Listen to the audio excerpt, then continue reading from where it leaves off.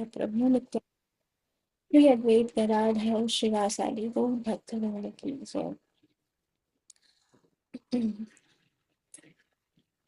आनंद लीलामय विग्रहाय हेमाभृदिव्यै छविसुन्दराय तस्मै महाप्रेम रसाप्रदाय चैतन्यचन्द्राय नमो नमस्ते।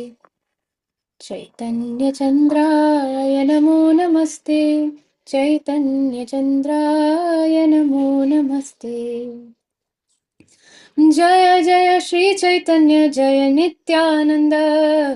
जय द्वैत चंद्र जय गुर भक्त वृंद। हरे कृष्णा कृष्ण कृष्ण हरे हरे, हरे Ram Ram Ram Hare Hare. Hare Krishna, dear devotees. Okay, so yesterday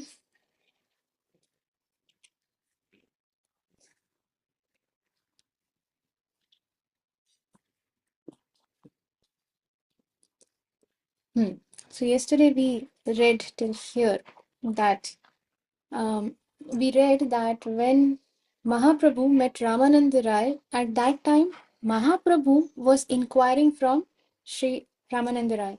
But when Srila Sanatan Goswami and Mahaprabhu met, at that time Srila Sanatan Goswami was submissively inquiring from Mahaprabhu. And then Mahaprabhu also says that this is the process that one must approach a bona fide spiritual master and then humbly submit to him, surrender to him, accepting that we are fools. We really don't know anything. Om Ajnanatimir Andhasya. I was in the darkest um, region, or I was in the darkest hell. And from there, my spiritual master, he has opened my eyes. He has got me out of there. So we should approach a bona fide spiritual master, humbly submit to him, and then inquire from him about how to progress in the spiritual life or how to progress spiritually.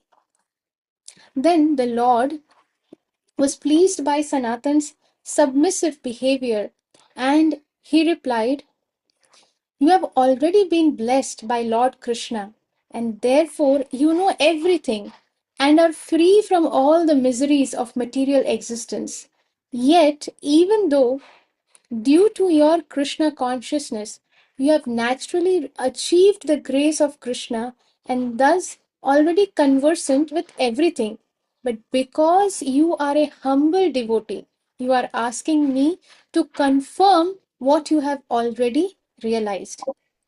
This is the characteristic of devotees. They are always humble and they always think that they do not know everything, or they do not know, uh, or they lack complete knowledge, and therefore they are always um, eager to submissively inquire and learn from the spiritual master.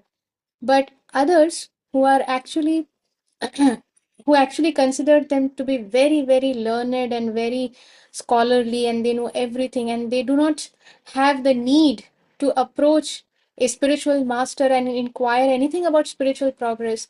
Actually, we should understand that they are greatest of the great fools, and only due to poor fund of knowledge they lack humility.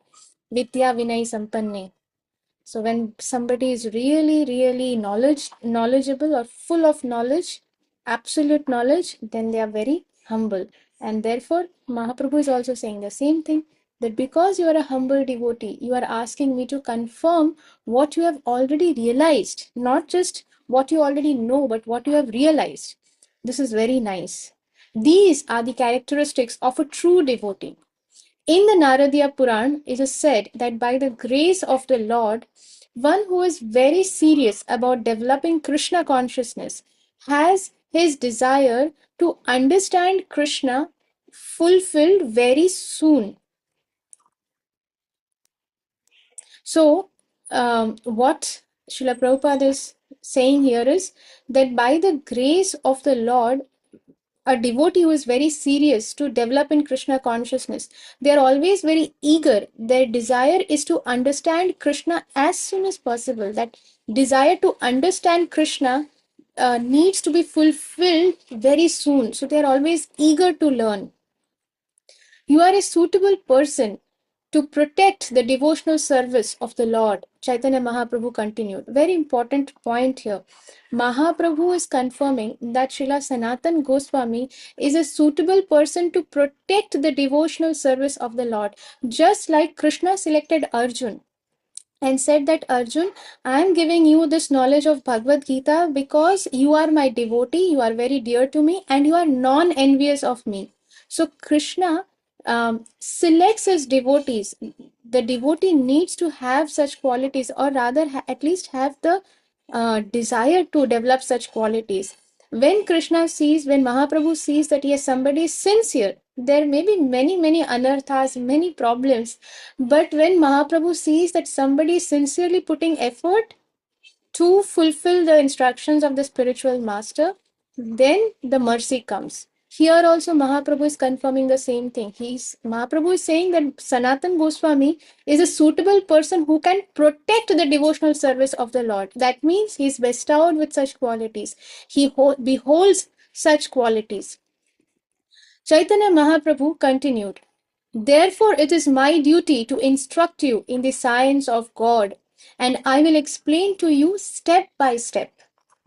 It is the duty of a disciple to inquire about his constitutional position when approaching a spiritual master.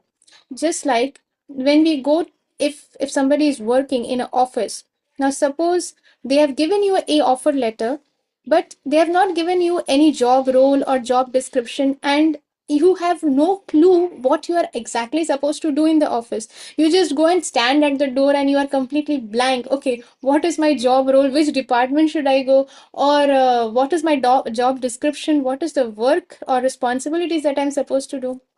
If somebody is clueless, how can they even do any work in that office, isn't it?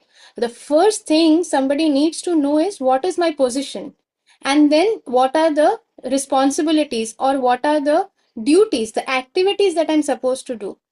So, if in a mundane world also these are the requirements, then what to speak of the uh, spiritual uh, study or knowledge or spiritual subject, because it is the highest subject. So, obviously, first one has to understand what is their constitutional position in respect to this, in respect to the Supreme Lord and in the spiritual world. And only when somebody understands that this is my constitutional position, this is my identity, real identity, only then they can start working towards the job role or the responsibilities that are there. So this thing needs to be inquired from a spiritual master. We must approach the spiritual master and ask them submissively, what is my constitutional position, and how or what should I do in order to progress in spiritual life. In conformity to that spiritual process, Srila Sanatan Goswami has already asked, what am I and why am I suffering from the threefold miseries? Which are the threefold miseries? Adhyatmic, Adhibhautik, and Adhidaivik. Outside of this, there are no other miseries. These are the three main categories.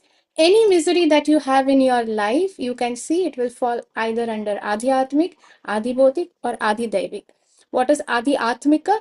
Atmika means one's own body or soul. The suffering is coming from one's body or mind or soul. Adhyatmika. I'm too much stressed, or I'm having a disease, or I'm having cough and cold, whatever. This is pertaining to myself. So my body is giving me trouble or my mind is giving me trouble. This is Adhyatmik. Adhibhautik means in the material world, the other entities are giving me trouble. So, for example, some mosquito is giving me trouble. The mosquito bit me and I got malaria, or some dogs or some other relatives are giving me trouble.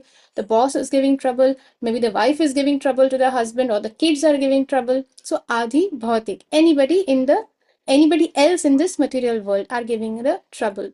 And Adi Daivik means the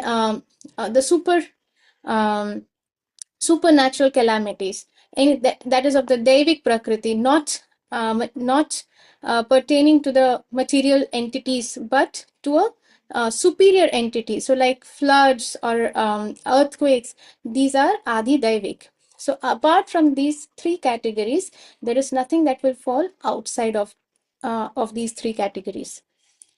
The word Adhyatmik refers to those miseries caused by the body and mind. Sometimes the living entity suffers physically and sometimes he is distressed mentally. Both are Adhyatmik miseries. We experience these miseries even in the womb of our mother. In general, there are many types of miseries that take advantage of the delicate human body and give us pain. Miseries inflicted by other living entities are called Adhi Bhautik. For example, bed bugs can make us miserable while we are sleeping. Cockroaches can also sometimes give us pain, and there are other living entities born on different planets which can cause us misery. As far as the Adi-Daivik miseries are concerned, these originate with the demigods of the higher planets. For instance, we sometimes suffer from severe cold weather, or from thunderbolts, or from earthquakes, tornadoes, droughts, or other natural disasters. In any case, we are always suffering from one or more of these three kinds of miseries. And Krishna willing, we'll continue reading tomorrow. Thank you very much, dear devotees, for your wonderful association and for your very kind association that we are able to read and continue reading every day. Thank you very much. वाञ्छाकल्पतरुभ्यश्च कृपासिन्धुभ्यैव च पतितानां पावनेभ्यो वैष्णवेभ्यो नमो नमः. अनंतकोटि वैष्णव वृंद की जय. श्रील जय पताका स्वामी गुरु महाराज की जय. श्रील प्रभुपाद की जय. निताई गौर प्रेमानंदे. हरि हरि हरि हरि बोल. हरि हरि बोल. हरि हरि Very बोल.